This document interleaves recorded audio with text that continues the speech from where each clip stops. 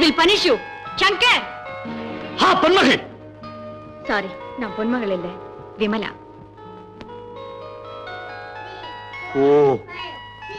ஓஹோ. மன்னிச்சிடுங்க. என்ன சொன்னாலும் இந்த குழந்தைங்க கேக்குறது இல்ல. பரவாயில்ல, குழந்தைங்க தானே.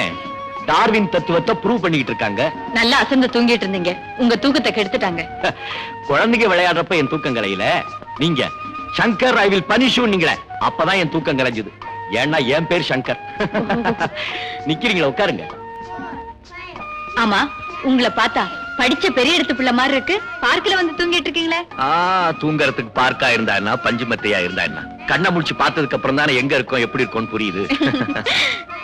நீங்க இந்த ஊர் தானே? என் சரித்திரம்